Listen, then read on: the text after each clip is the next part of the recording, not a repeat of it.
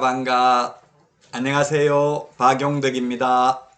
자, 먼저 문제 풀기 전에 구독, 좋아요, 알람 설정 꼭 부탁드리겠습니다. 자, 그러면 하루 세 문제 보객이 문제 풀도록 하겠습니다. 16회 36번 문제입니다.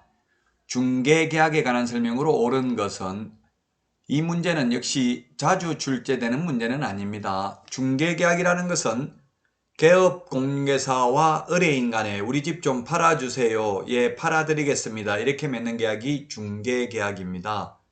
거래계약은 매매계약, 임대차 계약처럼 거래 당사자들끼리 맺는 게 거래계약이죠.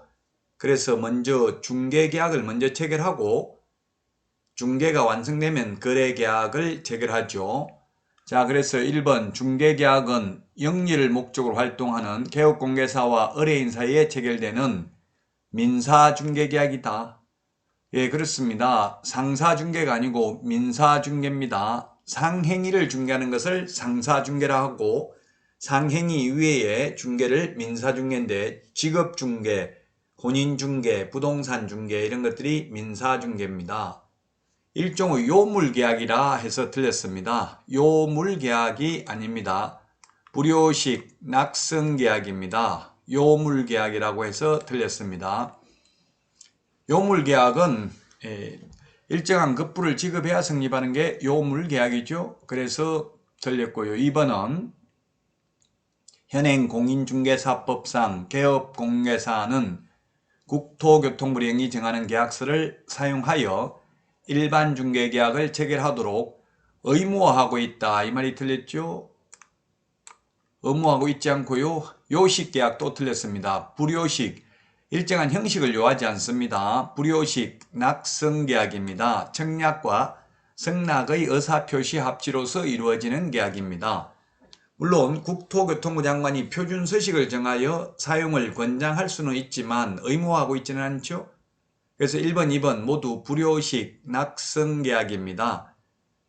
따라서 민법에서도 전부 불효식 낙성계약이기 때문에 민법에서 문서로 해야 된다, 서면으로 해야 된다 하면 민법시험도 무조건 X지요.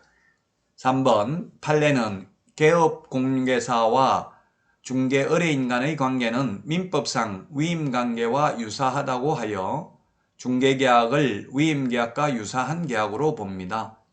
그렇습니다. 다만 차이점은 위임은 무상이 원칙이고 중개는 유상이 원칙이라는 점에 차이가 있고요. 위임과 유사하기 때문에 개업공개사는 민법에 수임인은 위임인을 위하여 선량한 관리자의 주의의무를 부담한다는 규정이 있기 때문에 위임과 유사하므로 개업공개사는 선량한 관리자의 주의의무를 부담한다는 게 판례의 태도가 되겠습니다. 선관주의 의무는 공인중개사법에는 규정이 없고 판례로서만 인정하는 의무가 되겠습니다. 따라서 3번이 옳은 지문입니다. 4번 개업공개사는 일반 중개계약의 의뢰를 받았을 때 중개 의뢰 내용을 명확하게 하기 위하여 일정한 사항을 기재한 중개계약서를 작성하여야 한다 했는데, 의뢰인이 작성을 요청할 수 있습니다. 그러면 개업공개사는 거부할 수 있죠? 네 가지죠. 중개대상으로의 위치 및 규모, 거래 예정 가격, 거래 예정 가격에 한 중개보수, 의뢰인과 개업공개사가 준수하여야 할 사항, 이 네 가지를 기재한 일반 중개계약서 작성을 의뢰인이 개업공개사에게 요청할 수 있고, 요청받은 개업공개사는 거부할 수도 있습니다. 작성하여야 한다. X가 되겠습니다.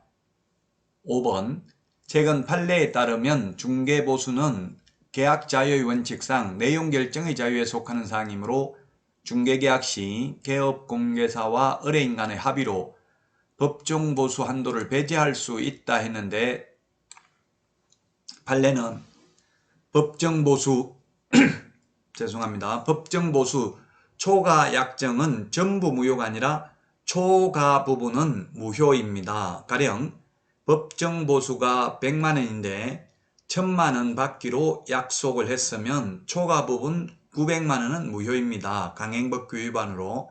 따라서 지급할 필요가 없고 지급했다 하더라도 부당이득으로서 반환을 받을 수 있다는 게 판례의 입장입니다.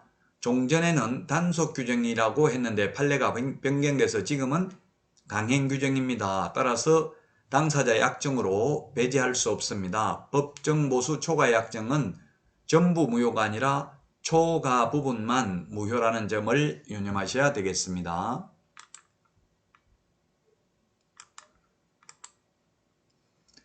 정답이 그래서 3번이죠. 1번, 2번 중개계약은 불효식 낙성계약이라고 했고요. 그 다음에 4번은 의뢰인이 개업공개사에게 4가지 사항, 물가 수준이라고 했죠. 중개사항 물의 위치 및 규모, 거래 예정 가격, 거래 예정 가격에 의한 중개보수, 의뢰인과 개업공개사가 준수하여야 할 사항을 기재한 일반 중개계약서 작성을 요청할 수 있고 요청받은 개업공개사는 그 요청을 거부할 수도 있습니다.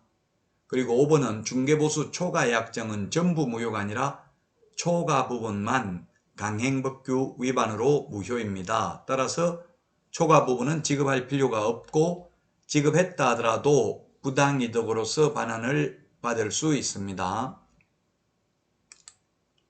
다음 문제 살펴보도록 하겠습니다. 금지행위입니다.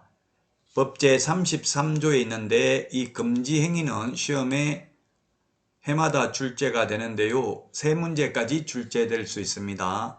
금지행위 자체에서 한 문제, 그 다음에 행정벌에서 한 문제, 행정처분에서 한 문제 해서 3문제까지 출제가 될 수 있습니다. 자, 금지행위에 해당하는 것인데요. 기역에 부동산의 분양, 임대 등과 관련 있는 증서, 관련 증서 등의 매매를 중개하는 행위에 금지행위죠. 분양 관련 증서는 주택법에서 규정하고 있는 청약통장, 그 다음에 주택상환사채, 그 다음에 철거민 증서 이런 것들이 되겠습니다. 소위 딱지, 물딱지, 조개딱지 이런 것들 매매를 업으로 하거나 또는 중개하는 행위 다 금지행위입니다. 근데 니은에 일방대리는 금지행위가 아니죠. 일방대리는 금지행위가 아니고 쌍방, 거래 당사자 쌍방을 대리하는 행위가 금지행위입니다. 일방대리는 금지행위가 아닙니다. 그래서 일방을 대리해서 보통 다가구 원룸 같은 것은 주인을 대리해서 개업공개사와 임차인이 계약 체결하는 경우가 많이 있죠. 자, 그 다음에 디귿에 보면은 중개대상물 매매를 업으로 하면 금지행위입니다. 매매를 업으로 하는 것이 금지행위라고 하니까 이런 질문을 하시더라고요. 그러면 임대중개만 할 수 있습니까? 묻던데 매매 중개를 업으로 하는 건 금지행위가 아닙니다. 개업공개사는 중개업이 본업이죠. 그래서 중개업은 안 하고 남을 소개시키는 것을 직업으로 해야 되는데 자기가 직접 집장사를 하는 겁니다. 샀다 팔았다 이런 매매를 업으로 하는 것은 금지행위고요. 물론 임대를 업으로 하거나 교환을 업으로 하는 것은 금지행위가 아닙니다. 임대업은 금지행위가 아니기 때문에 건물주라도 중개업을 할 수 있는 거죠. 자, 그 다음에 리얼입니다. 배우자 소유의 건물을 중개하는 경우 배우자 건물을 중개해도 이거는 직접 거래가 아닙니다. 개업공개사 등과 의뢰인이 직접 거래하면 안 되죠. 개업공개사 등이란 개업공개사, 소속공개사, 중개보조원, 법인의 임원사원입니다. 그래서 쉽게 말하면 좋은 물건이 있으면 실장 명의로 찍어서 대파는 것도 금지행위입니다. 그러나 배우자 명의로 사거나 애인 명의로 샀다 대파는 것은 금지행위가 아닙니다. 배우자나 애인은 개업공개사 등이 아니기 때문에 그렇습니다. 개업공개사 등의 금지행위라고 되어 있죠. 법제 33조 1항에 보면 미음 중개업 등록을 하지 아니하고 중개업을 영위하는 자인 사실을 알면서 하면 금지행위입니다. 모르고 하면 금지행위 아니죠. 알면서 하면 금지행위가 되겠습니다. 따라서 금지행위 정답은 3번이 되겠습니다. 이러한 금지행위를 하면 법 33조 1항 개업공개사 등의 검증을 하면은 등록을 취소할 수 있고 소속공개사의 경우에는 자격정지 처분을 할 수 있습니다. 그래서 검증인은 꼭 기억을 하셔야만 되겠습니다.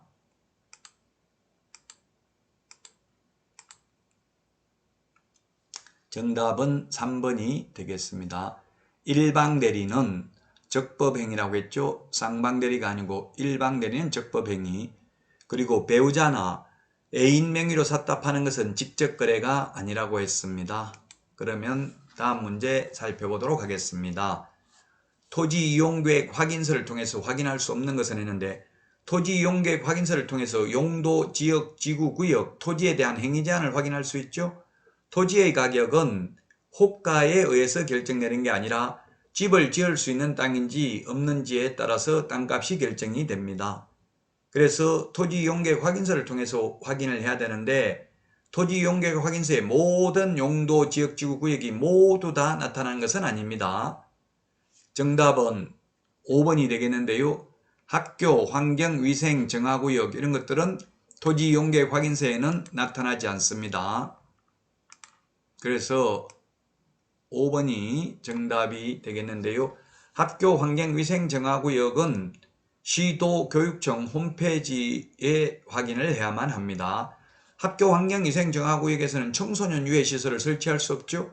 예를 들면 모텔을 하겠다고 하는데 학교 근처 절대정화구역, 상대정화구역이 있잖아요. 이런 데다가 소개를 하면 모텔을 못할 수도 있죠. 지으려고 하면. 따라서 손해배상을 해야 될 여지도 있습니다. 만약에 모텔 하겠다 이렇게 하면은 학교 환경위생정화구역에 해당되는지를 시도교육청 홈페이지에서 확인을 하셔야만 되겠습니다. 나머지 농업진흥구역, 농지의 경우 농업진흥구역이 있고 그 다음에 농업진흥지역이 있고 진흥지역 외의 농지가 있고 진흥지역 안에는 다시 진흥구역하고 농업보호구역이 있죠. 그 다음에 문화재보호구역, 토지거래 허가구역, 상수원 보호구역이 있는데 이런 용도, 지역, 지구 구역이 약 350개 정도 되는데 그 중에서 10개는 토지 이용계획 확인서에 나타나지 않는 것도 있다는 점을 유념하셔야 되겠습니다. 정답이 따라서 5번이다. 철도보호지구, 학교, 환경, 위생, 정화구역 등과 같이 별도의 지정 절차 없이 법령 또는 자치법규에 따라, 자치법규면 조례죠, 조례. 자치법규에 따라 지역, 지구 등의 범위가 직접 지정되는 경우에는 그 지역, 지구 등의 지정 여부를 토지이용계획 확인서를 통해서 확인할 수 없는 경우도 있다는 점을 유념하셔야 되겠습니다. 그러면 문제는 모두 다 풀어봤는데요. 여러분들 도움되셨나요? 도움되셨다면 구독, 좋아요, 알람 설정 꼭 해주실 거죠? 즐거운 시간 되시고요. 다음 시간에 다시 찾아뵙겠습니다. 여러분 안녕히 계십시오. 안녕.